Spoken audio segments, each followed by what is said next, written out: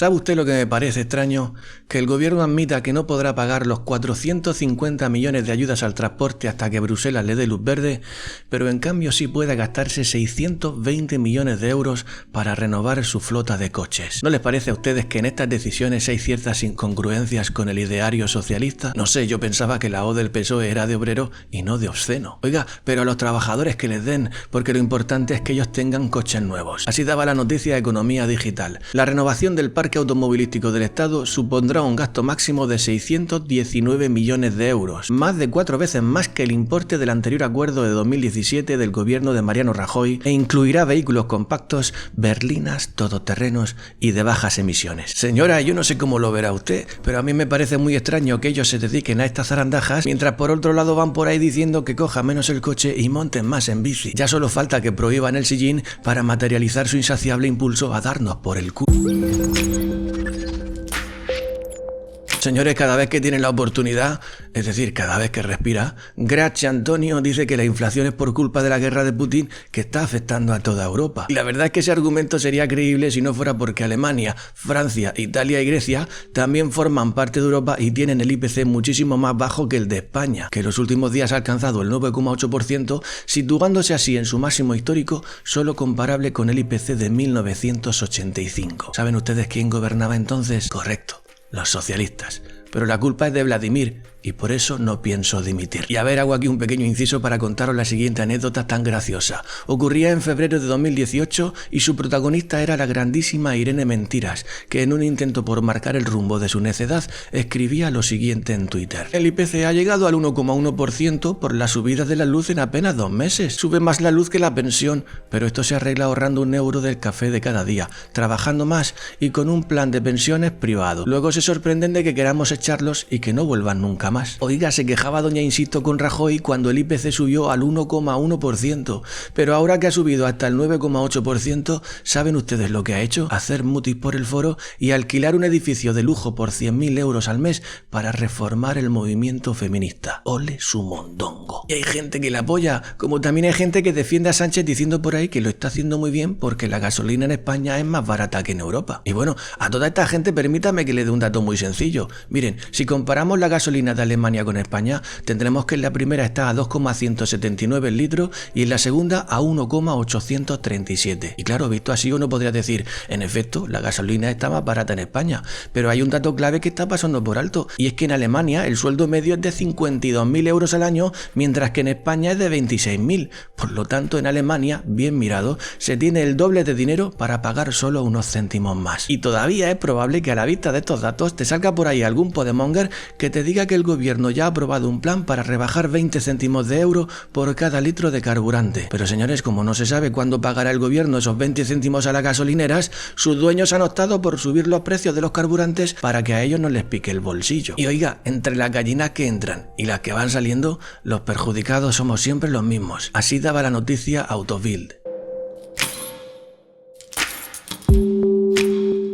El pasado lunes, el gobierno anunció una medida extraordinaria para paliar el elevado coste de los combustibles, una medida que en principio iba destinada al sector de transporte y que se ha extendido al resto de la población. Sin embargo, ante esto, las gasolineras han subido los precios ante la bonificación de 20 céntimos por litro de gobierno. Se veía venir. Esta ha sido la respuesta de numerosas estaciones de servicio en todo el país. En apenas un día, según la estadística que maneja la Secretaría de Estado de Energía, el precio de la gasolina y diésel se ha disparado en más de 5 céntimos por litro. Pues ahí lo tiene, señores, otro maravilloso ejemplo más de cómo se la gastan las socialcomunistas. Estos son los mismos que van por ahí proclamándose como los abanderados de la sanidad universal, pero luego prefieren gastarse 20.000 millones en cosas femichachis, que es 4 veces más de lo que supone el presupuesto para sanidad. Así se lo explicaba a doña Mentiras en el Parlamento, Rocío de Mer. Señorías, miren ustedes, y además llevan toda la mañana haciéndolo, le dicen a los españoles que tienen que pagar impuestos para hacer trasplantes de órganos, para pagar sesiones de quimioterapia en la sanidad pública y, lógicamente, ¿no? ¿Quién se va a oponer? Pero la realidad es que ustedes se van a gastar 4 veces el presupuesto del Ministerio de Sanidad y más del doble del presupuesto del Ministerio de Defensa en un plan ideológico al que ustedes han denominado el Plan Estratégico de Igualdad Efectiva entre Mujeres y Hombres.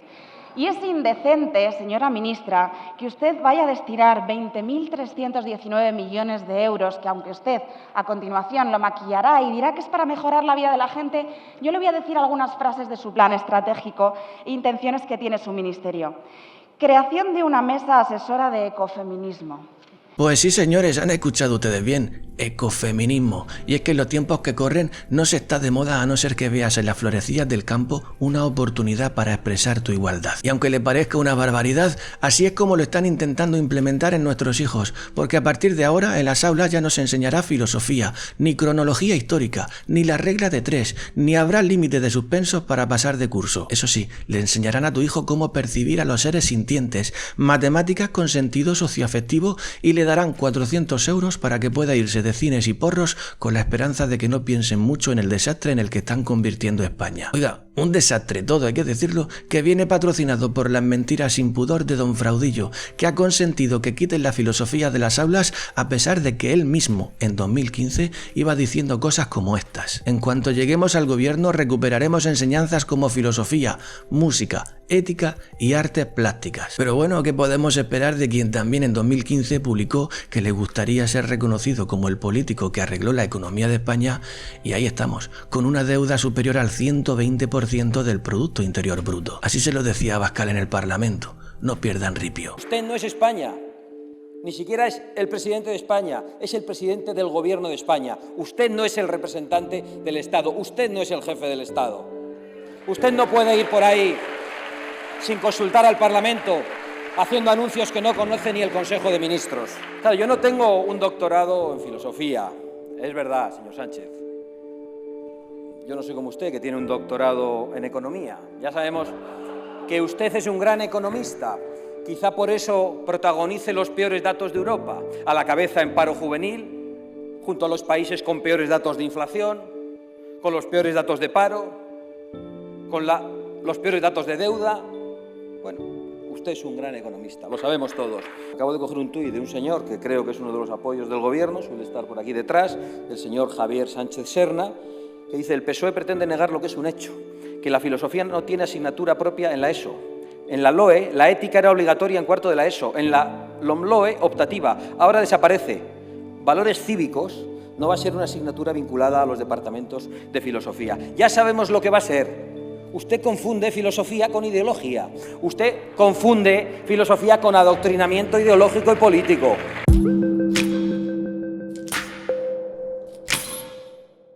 Oiga, y todavía habrá gente que creerá que Pedrito es buen político. ¿Y sabe qué? Que no me extraña, porque usted y yo podremos pasar hambre, pero él se va a aumentar en un 2300% el presupuesto publicitario del Ministerio de Presidencia. Así daba la noticia El Debate. El dinero se gastará en anuncios en radios, televisiones, prensa escrita, internet y otras plataformas como el cine. Y un poquito más abajo podíamos leer lo siguiente. El presidente del gobierno incluyó en los presupuestos generales del Estado de este año un aumento de más de un 28% en publicidad institucional. Tal y como ha podido saber El Debate, el Ministerio de Presidencia, Relaciones con las Cortes y Memoria Democrática gastará un 2.373% más que el periodo anterior. De los 15.000 euros dedicados en 2021, la cifra ascenderá hasta los 371.000 euros este año. ¿Cómo te quedas, cariño? O sea que pasaremos hambre, frío y otras calamidades, pero en lugar de ayudarnos, Pedro se gasta el dinero de todos los españoles en publicidad que le ponga de punta en blanco. La madre que me parió. Pero no se lo pierda, porque si leemos un poco más la noticia encontramos lo siguiente. El considerable aumento de presupuesto se invertirá, por ejemplo, en el CIS, que anunciará a través de prensa e internet la convocatoria de un Premio Nacional de Sociología y Ciencia Política. Señora, por si usted no se había dado cuenta aún, aquí tiene usted una pista más de por qué las encuestas del CIS suelen siempre estar teñidas de rojo social. Aunque bueno, algo tendrán que hacer para justificar la millonada que se llevan. No piensa. Oiga, ¿y será todo esto suficiente para que los podemongues despierten? No caerá esa breva, y mucho menos teniendo en cuenta que para lavar su imagen de autócrata, Pedrito está haciendo una serie que le ponga de guapo para arriba. Esto y otras cosas más le recriminaba Mireia Borràs en el Parlamento. Escuchen. Señorías, tenemos yacimiento de gas en España para más de 40 años. Tenemos las segundas mayores reservas de uranio del planeta. Tenemos en Canarias el mayor yacimiento mundial de teluro, un mineral clave para la energía solar. Pero el Gobierno, ¿qué hace? El Gobierno prohíbe por ley explotar ese gas. El Gobierno prohíbe por ley no querer aprovechar ese uranio para la energía nuclear. Y el Gobierno entrega de facto los yacimientos canarios al expansionismo marroquí. Y, por cierto, el gas que recibirá España de Estados Unidos es fruto del fracking, que está prohibido en España también por ustedes.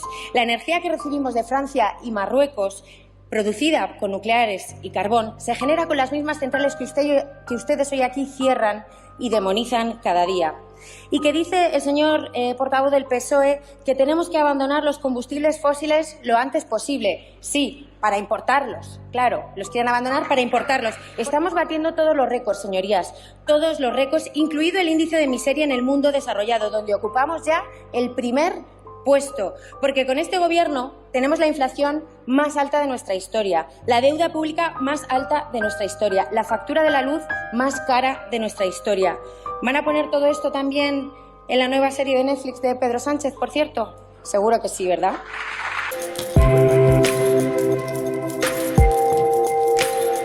En fin, señores, y podría seguir señalando la estulticia pormenorizada de nuestros gobernantes, pero prefiero despedirme con un tuit de Pérez Reverte, que a pesar de que tiene días bongos, también escribe cosas interesantes como estas. Creo que ya lo escribí alguna vez, pero no me importa repetirlo. Si alguna vez hay un juicio de Nuremberg sobre los ministros y consejeros autonómicos responsables del exterminio de la educación en España, van a faltar sogas. Oiga, y yo no sé si faltarán sogas, lo que sí sé es que falta mucha decencia institucional y mucha excelencia intelectual, porque visto lo visto, no se me ocurre otra cosa que decir que estamos gobernados por mediocres indecentes que solo saben hacer de su capa un sayo y engordar la saca, caiga quien caiga. Y así nos va. Nos vemos en 48 horas. Espero que estéis bien, que nada ni nadie os impida ser felices y sed bienvenidos al Teatro de Will. Decía esta mañana el presidente del Gobierno, y ya lo lleva diciendo varios días, ¿qué más tiene que ocurrir después de la pandemia, de la crisis, de la guerra, para que se puedan aprobar medidas por unanimidad?